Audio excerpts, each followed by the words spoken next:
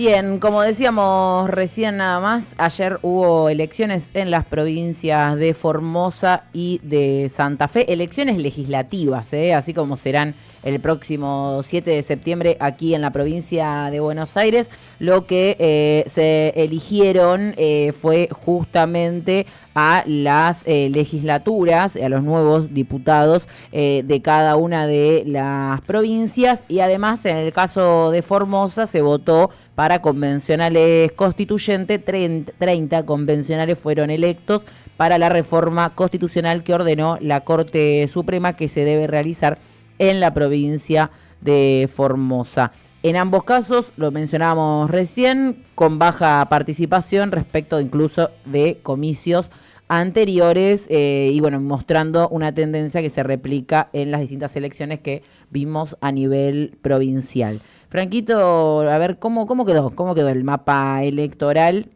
Recién decíamos, arrasó Gildo Infran. Sí, vamos a arrancar por el norte de nuestra patria bicontinental y bioceánica, más específicamente por la tierra del gobernador Gildo Infran, señalado y acusado por parte del gobierno nacional, entre ellas Patricia Bullrich, por una especie así de antidemocrático, ¿no? Una cosa de como si se quisiese perpetrar en el poder. Concretamente, Gildo Infran va a elecciones y gana las elecciones. Esto es bastante sencillo, así que a quien le guste, bien, y a quien no le guste, bueno, que discuta la democracia, que al fin y al cabo es el sistema por el cual los formoseños siguen eligiendo no solamente a Gildo Infran como gobernador, sino, en este caso, siguen votando el peronismo. A ellos les gusta la democracia cuando no votan peronismo.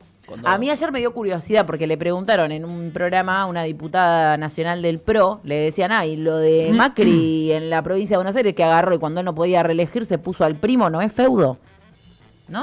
O, por ejemplo, lo que han hecho en algunas localidades, los poses, por ejemplo, que se han perpetrado en el poder durante más de 20 años, o los han votado para estar en el poder durante más de 20 años. Lo concreto ahí es que no solamente el pueblo sigue eligiendo sus gobernantes, que ahí me parece que es el principal punto. Esto pasa lo mismo cuando pasa en otros países, que dicen, o pasaba, recuerdo mucho el latiguillo era con Venezuela, ¿no? Pasa todavía. Venezuela es una dictadura porque Chávez gana las elecciones, pero no les parece lo mismo Angela Merkel, por ejemplo, cuando era canciller alemana y llevaba los mismos mandatos de los que criticaban, por ejemplo, de Hugo Chávez. Por eso, todo eso es zaraza discursiva. ¿Vos me estás diciendo que Formosa no es como te dicen las redes? Por supuesto. Formosa no es como te dicen las redes. Ay, ¿dónde estará Michelo? ¿No? Allí Se hay busca Michelo. educación bilingüe y muchas otras cosas.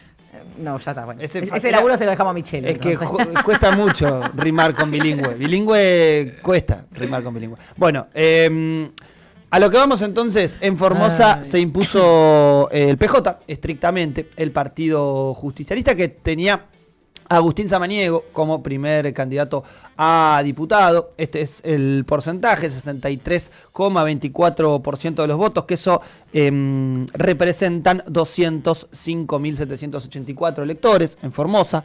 Quien le siguió fue la Confederación Frente Amplio Formoseño, opositores, lo que podríamos decir que es lo que queda de Juntos por el Cambio, que se sostiene como opositor allí en Formosa, que sacó 20% de los votos, con 63.500 votos. Después le siguió La Libertad Avanza con un 11%, con 34.000 votos. Había algunas denuncias en algunos grupos de Facebook, sobre todo de Formosa. Mira, justo me olvidé de mandártelo, Mati Marchi. Pero bueno, en grupos de Facebook de compraventa, por ejemplo, muchos fiscales de La Libertad Avanza que denunciaban que no le habían dado desayuno, que no le habían dado almuerzo y que ahora no le querían pagar. Esta era un poco la denuncia de algunos de los fiscales de La Libertad Avanza en Formosa. Dice, son iguales que el presidente, no nos quieren pagar nada. Así que estaban un poco dolidos por esta situación, más allá obviamente de una victoria abrumadora del gobernador Gildo Infran, y como bien decía Delphi, que además se votaban estos 30 convencionales constituyentes, que van a plantear una reforma constitucional, a la cual la Corte Suprema de Justicia sale a fallar, y acá, bueno, hay que parar la pelota para poder analizar y comprender, ¿no? Obviamente que cada provincia tiene su Corte Suprema particular, con lo cual en este caso el fallo de la Corte Suprema de Justicia Nacional sobre las elecciones provinciales tienen algunos aspectos a observar, o por lo menos que no serían directamente vinculantes. Por ejemplo, que Formosa en su reforma constitucional pueda poner la reelección indefinida. Por ejemplo, ¿no? Que es uno de los aspectos que ayer le salía a criticar, entre otras, Patricia Bullrich. Bueno, Formosa, como decimos siempre, fíjate, Mati, que tengo la comparativa con la elección del 2021, allí en imagen, para que la podamos compartir, que son justo elecciones de medio término, ¿sí? Y para que veamos un poco también el crecimiento electoral, en este caso, del partido que lleva, del Partido Justicialista, que lleva o que tiene como referente político y conductor en la provincia al gobernador ni más ni menos, Gildo Infram. Allí estamos viendo parte de los porcentajes, estos obviamente son por distritos de Formosa, pero ahí vemos el crecimiento y la comparativa en relación a lo que todavía arrastraba lo que era Juntos por el Cambio, digamos, y un triunfo abrumador en este caso, y una no solamente recuperación porcentual de votos para el PJ en Formosa, sino también una pérdida muy concreta de 10 puntos porcentuales de la oposición, que además disgregada estaría perdiendo 10 puntos, que uno dice, bueno, son 10 puntos que lo agarra otra opción política. No, los recupera el Partido Justicialista, en este caso Gildo Infram, que bueno, obviamente ya fue saludado también por Cristina Fernández de Kirchner como presidenta del PJ, saludando la gran elección en Formosa.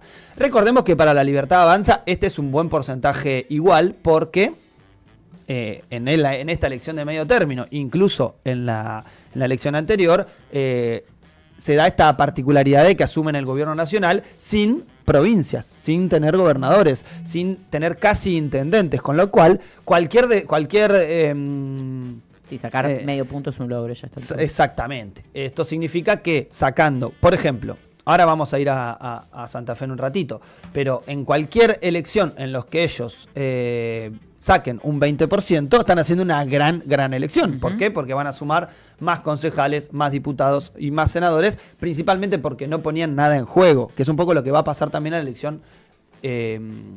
elección nacional en octubre, ¿sí? Ahí va a haber una situación en la cual las fuerzas que cambian, o que mejor dicho, se les vencen los mandatos de los diputados y senadores, hay que ver si lo pueden recuperar. Y que además, quizás, y ya para meternos, a diferencia de Santa Fe, La Libertad Avanza no jugó tantas cartas en la provincia de Formosa, o mejor dicho, no jugó cartas, no tuvo visitas, no fue a hacer un lanzamiento. Convengamos que es un terreno tan hostil que para La Libertad Avanza, ¿no? Que es como, ir de visitante en serio, ¿no? En términos futbolísticos es ir de visitante a una cancha en la que sabes que tu rival te va a ganar, ¿no? Entonces la gran pregunta es, bueno, lo que demuestra este movimiento de La Libertad Avanza en términos electorales es que hace movimientos en clave de victoria, ¿sí? El famoso win-win que decimos, ganar de Javier Milei, incluso cuando pierde, esto de discursivamente posicionarse como ganador, bueno, en Formosa claramente no lo puede hacer, con lo cual, en términos de análisis hoy con los resultados puestos, fue un acierto político no ir a desembarcar a Formosa, porque hubiese sido no solamente seguramente situaciones de repudio callejero a la candidatura, como ha sucedido en otros rincones de nuestra patria bicontinental y bioceánica, sino también una después derrota electoral que hace suceder por lo menos un golpe discursivo para el gobierno nacional, en clave de que solamente sacó menos de 35.000 votos en Formosa. Sí.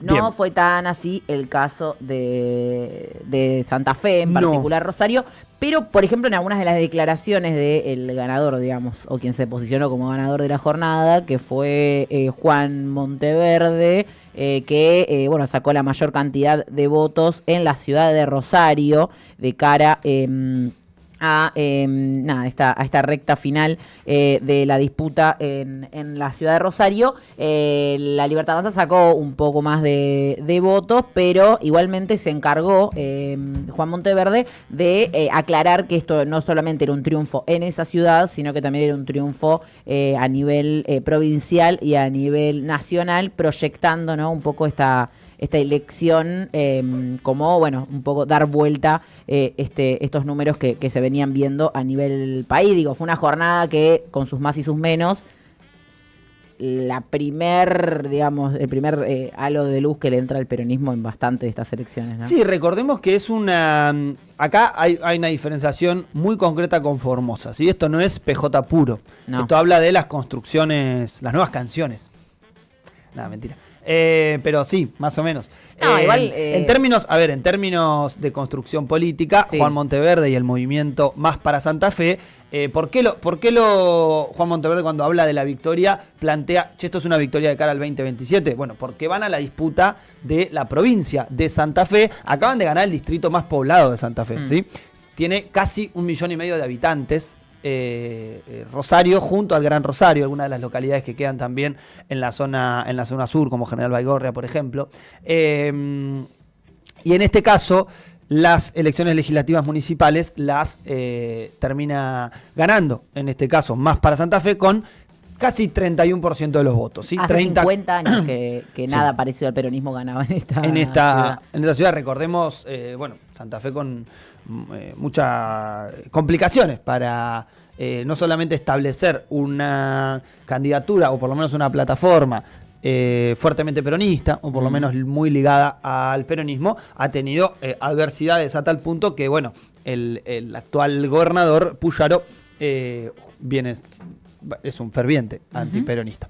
En este caso, bueno, entonces Juan Monteverde, con esta construcción que podríamos decir novedosa, por eso decimos no tan PJ, aunque obviamente está el Partido Justicialista allí en lo que se llama Más para Santa Fe, podríamos decir que es algo, es una persona joven, muy ligado a la transversalidad de las organizaciones en general, de las organizaciones libres del pueblo, esta representatividad en esa clave, por lo menos se plantea así. Pero fue una elección muy pareja, como vemos allí, con el oficialismo saliendo tercero, sí, con 25% de los votos, en este caso la candidata que representaba al gobernador Maximiliano Puyaro, estamos hablando de Carolina Labayrú, y a Juan Pedro Aleart, que es el candidato de la Libertad Avanza, el primer candidato a diputado. O sea, el oficialismo salió tercero.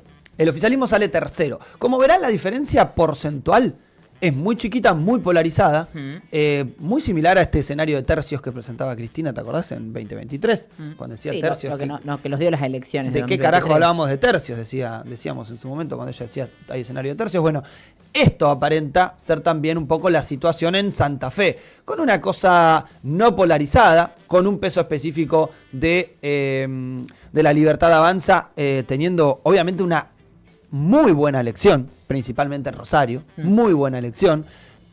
Insistimos nuevamente, es gobierno nacional, con los fierros del gobierno nacional, con la estructura del gobierno nacional, pero además sin tener nada para perder, ¿no? Que esto es, sin tener una performance previa. Vamos al resultado, por favor, al mapita, Mati Marchi, resultados municipales Santa Fe se llama, y allí lo vamos a poder observar mejor, porque quiero centrarme unos segundos, unos minutos, mejor dicho, en este punto, porque vamos a hablar alrededor de cómo se da la victoria. Acá tenemos un mapita, o mejor dicho, un grafiquito bastante sencillo, con la ciudad, el color según el ganador. El azul es más para Santa Fe, el amarillo es para el gobierno de Puyaro, y el violeta obviamente para la Libertad Avanza. Allí vamos a ver una localidad, Villa Constitución. Bueno, y al lado el porcentaje de participación. Vean esto también porque es importante, ¿no? Participaciones por debajo de los 50 puntos. No lo nombramos todavía, pero esta fue la particularidad de Santa Fe, ¿sí? Una participación muy, muy baja muy baja, como estamos viendo en algunos distritos, por ejemplo, en el mismo Rosario, ¿no? 48% de participación electoral. En la capital, que ganó el gobierno provincial, también muy baja la participación, incluso menos que en el Gran Rosario. Y la particularidad de Villa Constitución. ¿Y por qué quiero centrarme en Villa Constitución? Y aprovechamos para mandarle un saludo a Iván Bonici, a los compañeros del Frente por la Soberanía, que estuvieron también con una participación electoral interesante de cara a lo que se viene también en esta provincia. Porque... bueno, como verán, la participación electoral también baja, 50% de participación electoral, pero estamos hablando de una zona fuertemente industrial, de una zona que está sufriendo el embate concreto de las políticas de gobierno, del gobierno nacional. Y sin embargo, se impone el candidato de La Libertad Avanza. Y de esto hablamos cuando la semana pasada hablamos y hacíamos referencia a la frase del Papa Francisco, que importa más la realidad que la idea propia, ¿no? Nosotros destacamos mucho la situación política económica que viene desarrollando este gobierno, que viene golpeando a todas las provincias argentinas. Bueno, en este caso, en la zona de Villa Constitución, hay cierre de fábricas. Asindar, por ejemplo, una de las fábricas más importantes de acero de la Argentina, del Grupo Techim, cerró parte de su planta. Están pensando en cerrar algunos de sus lugares y obviamente despedir trabajadores. Hubo despidos de 300 trabajadores hace 2 meses en esa zona. Con lo cual, estamos hablando de una situación compleja en términos electorales, de que la realidad de lo que sucede, o por lo menos en este caso la clave de ajuste o la política de ajuste de este gobierno y el industricidio, no está teniendo una consecuencia en el desarrollo electoral, sino todo lo contrario, está teniendo un nivel de apoyo o de consolidación, por lo menos, de La Libertad Avanza en algunos lugares en los cuales la política de su gobierno es contraria al bienestar, en este caso de la región. Y hablamos particularmente de Villa Constitución porque fue justo la localidad en la que ganó La Libertad Avanza. Pero bueno, por lo pronto recordemos... y otro dato no menor de Santa Fe. Hubo más participación electoral en las primarias abiertas, simultáneas y obligatorias de hace 2 meses que en esta elección. Y esto también es preocupante. Preocupante porque nunca en las PASO hay más participación que en la elección definitoria, por lo menos desde que existe el instrumento de las PASO. Es el número porcentual más bajo de que volvió la democracia. Y esto es nuevamente otro de los elementos que se repiten en las elecciones provinciales, ¿sí? Separamos a Formosa de este compendio, pero todo el resto de las elecciones provinciales, el número de participación electoral es el más bajo desde que arrancó la democracia. Y en el caso de Santa Fe, más bajo incluso que las PASO, que votaron hace nada más que 2 meses, que votaron PASO y también convencionales constituyentes para la reforma de la Constitución en Santa Fe también. Con lo cual, la verdad que el escenario de un año electoral de medio término es preocupante en clave de participación electoral y me parece que las provincias que quedan por tener sus escenarios electorales van a tener que acudir al llamado a votar. Eso va a tener que ser parte de la táctica electoral, la convocatoria a votar, el llamar a que el domingo vaya la mayor cantidad de electores, porque lo que estamos viendo es un fenómeno a la inversa y que, bueno, obviamente genera funcionamientos, digo, que son impropios de la democracia, ¿no? Que una minoría elija, en este caso una minoría porque es menos del 50% de participación, por ejemplo.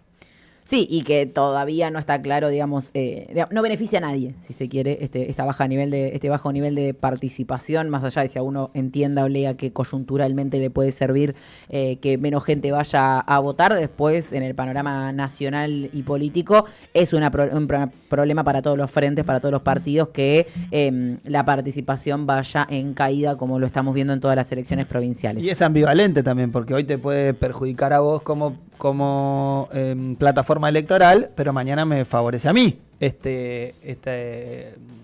baja de participación electoral. Digamos, siempre queda marcado ese análisis en base a quién fue el ganador, ¿no? Bueno, pero obviamente no tenemos la respuesta de más del 50%, entre el 50 y el 40 en las últimas elecciones, de los que no están yendo a votar. Gran incógnita de este 2025 de elecciones de medio término en la Argentina. Bien, igual después vamos a seguir hablando de las elecciones puntualmente en Santa Fe, así que lo dejamos para luego alguno de los análisis, más que nada porque quedan otras cosas detrás de este domingo electoral que también tienen que ver con la agenda importante. Vamos a estar hablando de lo que sigue siendo la situación, en este caso, de detención de Alesia Abaigar. Alesia es la funcionaria del gobierno de la provincia de Buenos Aires, militante de La Lealtad, que dice Patricia Bullrich en primera instancia, y luego pareciera que la jueza Arroyo Salgado tiene pruebas de esto, o eso queremos creer, porque si no ya sería mucho más grave la situación, que es ella junto a su madre y un amigo los que arrojaron estiércol en la casa de José Luis Espert, en la vereda de la casa, y colgaron un pasacalle, ¿no? Semejante acto de vandalismo, según lo dijo, y peor, porque ya ahora, teniendo en cuenta que pasó desde el miércoles pasado, sigue detenida, la compañera le negaron ayer la excarcelación, es decir, la justicia no solo la quiere llevar a la justicia federal, algo que no es más que una contravención municipal. No solamente, privada la libertad, sino además trasladada, que se... Claro, hacia eso íbamos. Ella debería haber sido liberada a las pocas horas, digamos, de haber sido detenida ese mismo miércoles, pero la realidad es que la tienen detenida y no solo le negaron la excarcelación, sino que fue trasladada al penal de Seiza. Y esto es peligroso no solo porque estamos hablando de una búsqueda de disciplinamiento y de ataque contra cualquiera que haga algo y que responda, ¿no?, a los insultos y a la violencia engendrada desde el Estado, porque José Luis Espert ahora se hace la Carmelita descalza diciendo me tiraron caca en la puerta de mi casa, cuando es un tipo que se la pasa llamando a asesinar a todos los militantes kirchneristas, y eso lo dice él cada vez que puede, y dice cárcel o bala, o nos dice varios y muchísimos insultos que no voy a reproducir permanentemente cada vez que tiene un micrófono adelante. Bueno, en el caso de esta compañera, parece que colgar un pasacalle ahora es un delito asimilable a, no sé, asesinar a alguien, porque le imputaron una causa que la puede llevar a tener entre 3 y 5 y 8 años de detención. Acá también juega muy fuerte también la connivencia de este poder, no solo de Patricia Bullrich, sino del gobierno nacional con el poder judicial, ¿no? Porque acá estamos viendo cómo la justicia, en contra de las propias garantías humanas y garantías constitucionales, actúa según le pide el gobierno nacional. En este caso, llevándose detenida y manteniéndola así, trasladándola a Alesia Abaigar, que no solamente es preocupante en términos de lo que implica para para las personas que no se les esté cumpliendo esa garantía mínima, que es esperar en todo caso el procesamiento judicial en libertad, sino que además Alesia, en el caso particular, tiene enfermedades que se pueden ver agravadas a partir de este encarcelamiento. Digo porque padece una enfermedad autoinmune por la cual necesita cuidados y una situación delicada de salud, y eso no lo tiene en cuenta la justicia, a pesar de que el médico especialista realizó un informe dando cuenta de que ella, necesita cuidados particulares que no estarían garantizados en esta celda en la cual la tienen en el penal de Seiza. Y algo que, se inscribe en una tradición ya de la derecha argentina, que tiene que ver con la deshumanización de las personas y en particular de los dirigentes y los militantes políticos, ¿no? Es lo mismo que el otra vez hablábamos, ¿no? Se lo hicieron a Milagro Sala, se lo hicieron en su momento a Timerman, se lo han hecho a muchísimos, en este caso ella está detenida, todavía no tiene ni siquiera una condena. Esto me parece que es más grave todavía que todos esos casos. Principalmente por... y la tuvieron 72 horas incomunicada, a ella y a la madre de 70 años que también la detuvieron esa noche, y al amigo 72 horas sin comunicación. Y a 2 ex dueños del vehículo también, ¿no?, que lo fueron a detener. Una cosa bastante increíble, pero digo que es distinto principalmente al carácter, no solamente, por ejemplo, el caso de Milagro como dirigente política, como militante y candidata incluso en la provincia de Jujuy, o el caso de Timerman, canciller argentino durante tanto tiempo, un tipo que ha logrado, por ejemplo, que la ONU vote masivamente una de las propuestas de la Argentina. En este caso, es directamente un encono con la militancia de a pie, que esto me parece que es lo que eligieron en Alesia para disciplinar. Concretamente, es una lógica disciplinatoria, y lo hablábamos también cuando hablábamos lo que fue el scratch a la señal de TN. Acá hay compañeros y compañeras de toda la patria bicontinental y bioceánica que van a elegir qué hacer para enfrentar este gobierno. Y la verdad que está muy bien. Cada uno busca la oposición para construir lo que le parece más acorde. Incluso luego, hacerse cargo con el cuerpo de lo que se venga, porque así son también las definiciones políticas de los actos. Y pero en este caso lo que se es algo plantea que no es una respuesta acorde al hecho que se realizó. No, a ver, y por supuesto lo que estamos hablando acá es que no solamente exigimos la libertad, porque es en todo caso la situación de que puedan afrontar quienes deciden hacer una acción es en libertad, concretamente. Y en todo caso, si quiere la justicia salir a perseguir militantes por acciones políticas, que lo hagan, pero con las garantías constitucionales que se tienen. Eso es lo que se exige en este caso en, como vemos la bandera, la libertad para Alesia y bueno, los compañeros que también están siendo detenidos, hostigados y obviamente, bueno, bardeos públicamente también, ¿no? Que esto es el otro andamiaje de todo esto, la circulación de fotos, obviamente públicas porque son de sus redes sociales y demás, pero que empiezan a construir por lo menos todo un relato en clave del menosprecio de la militancia, del menosprecio de parte de lo que mueve la vida de Abigail y sus compañeros que se organizan y que eligen hacer lo que hacen.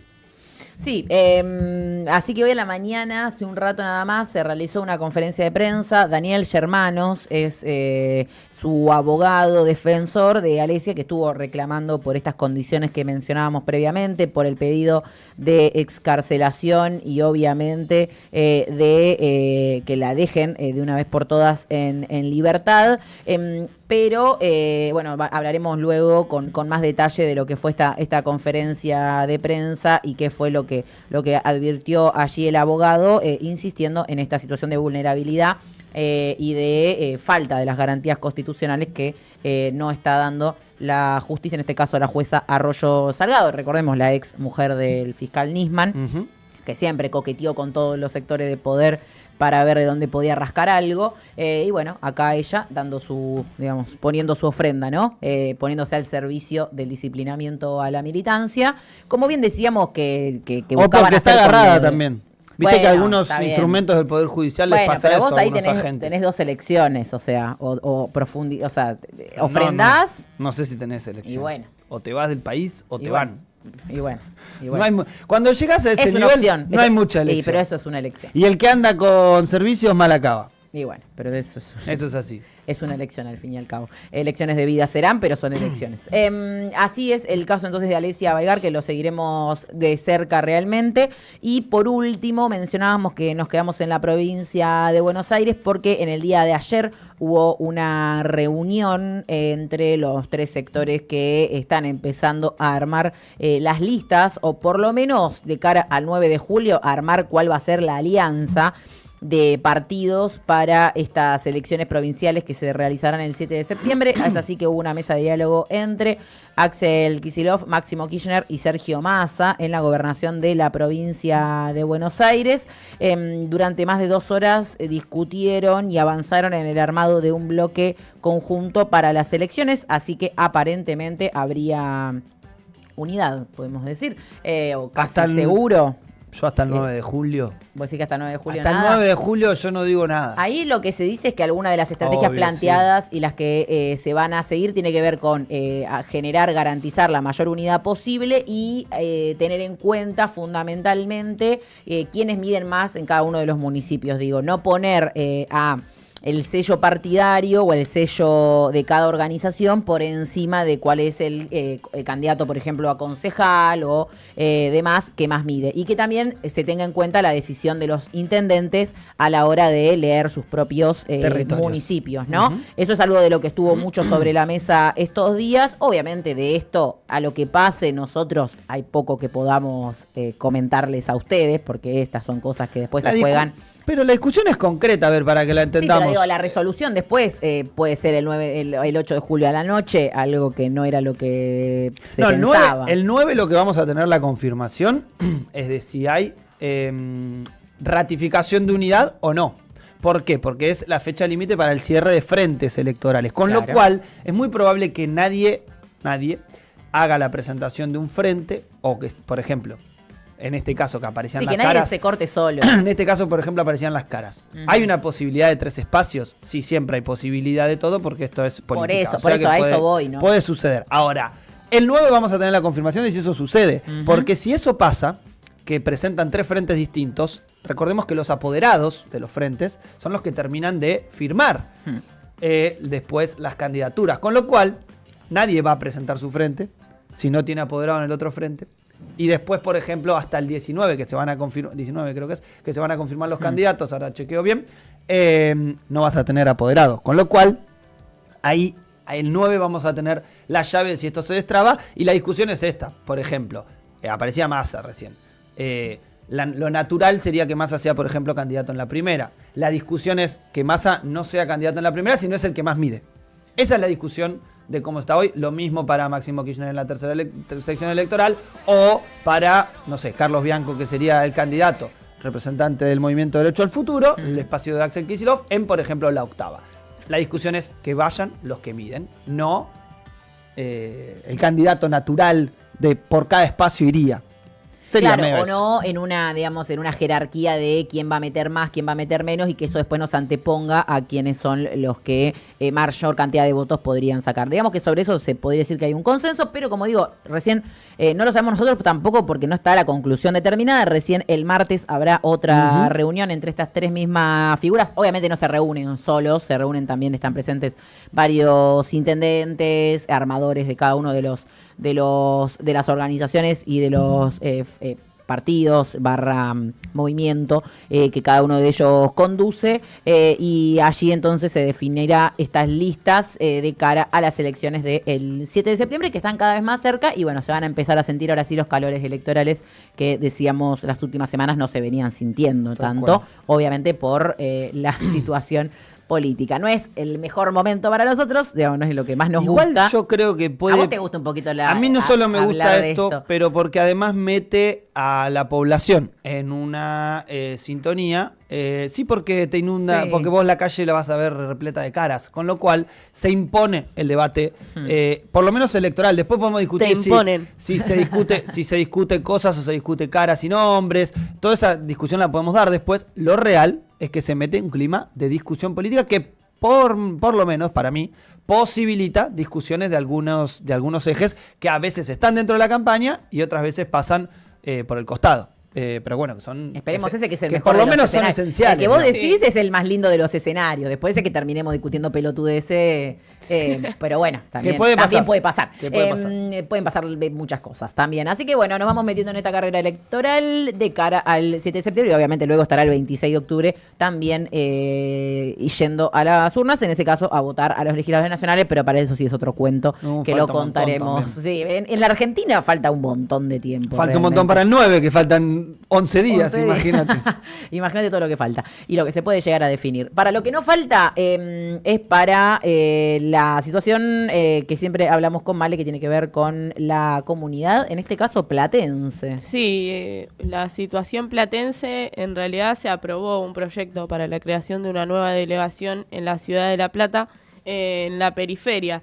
Desde el Consejo Deliberante se aprobó la creación de una nueva delegación que llevará el nombre de Islas Malvinas. Esta misma fue anunciada por el intendente Julio Alac el pasado 2 de abril. Esta delegación iría desde 38 a 52 y de 31 a 167 sería San Carlos, El Retiro y el límite de Gambier y Los Hornos, más o menos. La delegación sirve para agilizar un montón de trámites que vamos viendo, como por ejemplo trámites de DNI, partida de nacimiento, entre otras cosas. También, en San Carlos...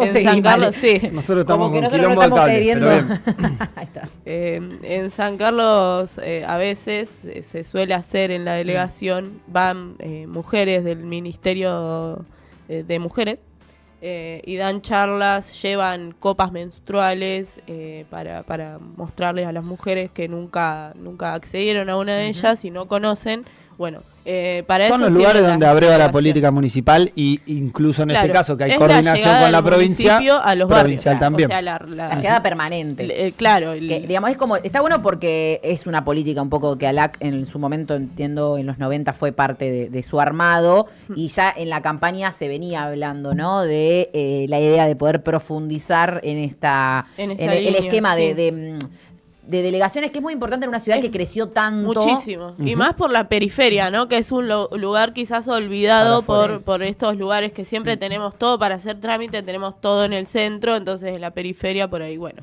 Para afuera del madres casco. con sus hijos. Y que es por la ahí- mejor forma de que los vecinos puedan tener un ámbito de De demanda asamblea, de quizás. demanda concreta de qué necesita cada una de las localidades. Tiene que tener que esperar a que eso quede, digamos, en el núcleo de los funcionarios, primera línea del intendente. Digo, Claro. en cualquier caso de cualquier ciudad grande, ¿no? Sí, En sirve capital como un se registro. maneja como comunas, digamos. Sí. Sí. En La Plata es como con delegaciones.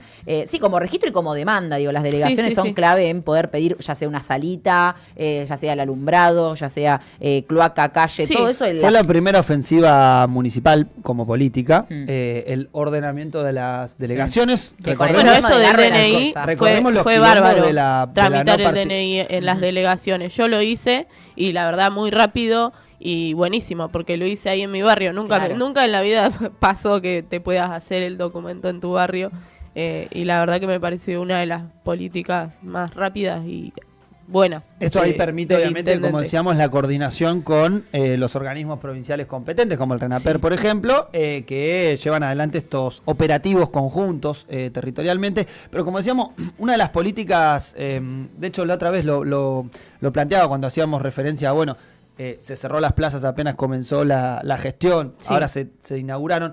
Previo incluso a esa primer medida tan controversial que generó por lo menos aquí en la ciudad de La Plata, estuvo esta situación sobre las delegaciones, en controlar, por ejemplo, quiénes iban a trabajar y quiénes no, quiénes marcaban su horario y quiénes no. Había un nivel muy complejo, incluso hay judicializaciones por agresiones de ex trabajadores de las delegaciones a los nuevos delegados o al nuevo cuerpo de delegados de algunas delegaciones, caso Los Hornos, por ejemplo, en los que, bueno, había un montón de gente que no laburaba, parte de una estructura heredada, y por eso me parece que ahí hay Y un punto de decir, che, desde acá arranca, En San ¿no? Carlos estuvo, no sé si la palabra sería abandonada, pero vos pasabas por la delegación y no había mucho que hacer. Claro. ¿Qué ibas a hacer a la delegación? Me acuerdo que había una feria de trueque, ahora ya no es más trueque, pero personas que iban y con alimentos compraban ropa, zapatillas y eso se armaba al lado de la delegación en un cacho de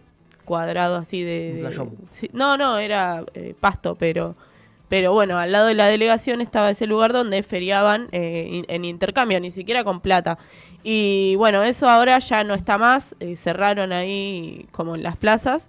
Y bueno, no sé qué habrá pasado con la feria esa, pero sí es que le dieron vida, digamos, a la delegación y un funcionamiento más. Ahora ves que hay gente haciendo fila, está trabajando, ¿no? La delegación, que eso es lo importante y que está bueno porque está justamente en un barrio donde puede servir para muchas cosas.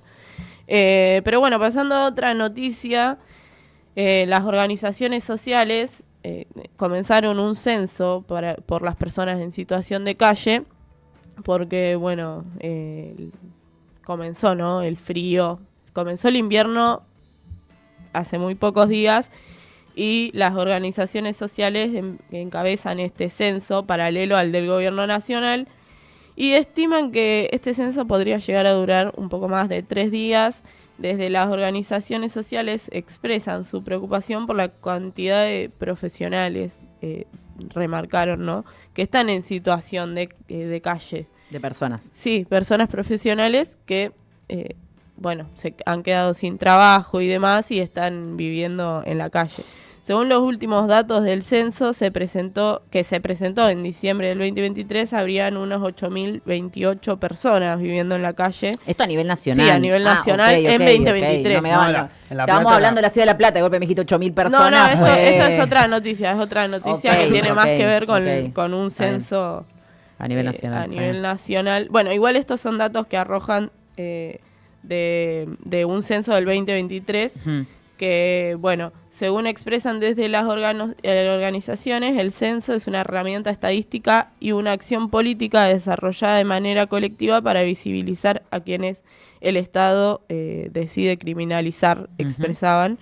También exigieron presupuesto acorde, políticas públicas efectivas y respeto por los derechos humanos de quienes hoy en día no tienen techo. La calle no es un lugar para vivir y tampoco para morir, remarcaban. Bueno, con esto creo que se están queriendo decir, ¿no? Que, bueno, la otra vez traíamos los datos que el 80% de las personas que están en situación de calle han sufrido violencia por parte de efectivos policiales. Violencia institucional, dice, ¿no? Entonces es un dato que también es preocupante, además del frío, ¿no? A lo que quedan a la deriva. El relevamiento del primer trimestre del 2025 arrojó el dato de que en la Comuna 1, que esto es acá en Capital, la más complicada de acuerdo a los datos, se contabilizó 1.486 personas en situación de calle, que era más o menos lo que decía Jorge Macri que habían, él decía un poco menos en toda la ciudad. Bueno, estas personas son personas que no duermen en los CIS, que son los centros de inclusión social, que antes eran llamados paradores. Lo que antes no se veía y ahora se empieza a ver es cada vez más personas habitando las frías calles, que por ahí son personas que no están, vos las ves y no están relacionadas con la calle, ¿no? Porque uno se da cuenta cuando una persona hace muchos años vive en la calle. Pero hay... lo que pasa con este gobierno nacional es que cada vez vemos personas que recién se quedaron en la calle y que es lo que más preocupa, me parece, a las organizaciones sociales y a nosotros como comunicadores, es que va creciendo muchísimo esto de las personas en situación de calle. Y otra de las cosas que preocupan es que ya van 6 las personas que fallecieron por el frío en nuestro país. Fueron 3 acá en Buenos Aires, 2 en Mendoza y 1 en Santa Fe. Y bueno, el invierno se empieza a sentir y bueno, va a empezar a profundizarse, ¿no? Sí. Esto si el gobierno o los gobiernos provinciales no hacen nada para asistir a las personas en situación de calle, ¿no? Sí, recordemos, son situaciones que siempre se dan en esta etapa del año y con un contexto de una política económica que empuja no solamente por la situación de alquileres, sino obviamente por la situación económica en general, a un montón de personas a encontrar la calle como lugar, no solamente para dormir, sino para vivir. Muchas organizaciones están saliendo con distintas campañas y demás. Yo recuerdo nuevamente la Textil de Estrella Azul 2 está haciendo bolsas de dormir, principalmente para repartir a las personas que viven en situación de calle. Concretamente son las soluciones que se puede... Sí, más al alcance, ¿no? de nosotros, las personas de a pie, que por ahí podemos brindar alguna ayuda. Es lo que podemos hacer desde nuestro lugar, pero obviamente hacen falta políticas nacionales que aborden esta situación. Y bueno, y es importante también el registro, porque como marcaban las organizaciones sociales, te da una base para decir, bueno, hay determinada cantidad de personas, en esta región hay tantas, en esta otra hay tantas, y con ese censo se puede comenzar una política real que pueda asistir a esas personas en situación de calle, ¿no? Recordamos que el número que puso a disposición la Municipalidad de La Plata para este programa del operativo Frío es 221-672-3338 para poder ayudar a quienes lo necesitan. Vía WhatsApp, más que nada, eso sí, vía WhatsApp, sí, para escribir un mensaje. Más que nada porque cuando las temperaturas van descendiendo de los 0 grados implica no solamente un frío atroz, sino realmente la posibilidad de muerte de las personas que se encuentran expuestas a este frío, que es muy crudo y que es importante que si conocen o ven a alguien en situación de calle se comuniquen con el municipio para que pueda alcanzarles ayuda, que pueda realmente asistir a estas personas en situación de mucha vulnerabilidad y exposición, además obviamente de estar atentos a distintas campañas, como decía Franco, que se están haciendo, que en el caso de la comunidad ferroviaria, si tienen bolsas de alimento para mascotas, Sí. las bolsas grandes, esas que se compran de muchos kilos de alimento, tienen algunas por ahí, las pueden alcanzar acá la comunidad ferroviaria, 3.526 al fondo, para armar una especie de bolsas de dormir que ayudan a contener el frío. Exactamente. Sí. Ahora sí, che, ya son las 10:05 Sí, de no, la mañana. sí, no, Nos fue hemos la puesto mierda. Se pasó a rapidísimo la charlar. primera hora. Perdón, Orne. Quédense. Así hace como 5 minutos. Y bueno, Che. quédense del otro Che. lado que ya volvemos con mucho más. Desde Tolosa, en Comunidad Ferroviaria, cavamos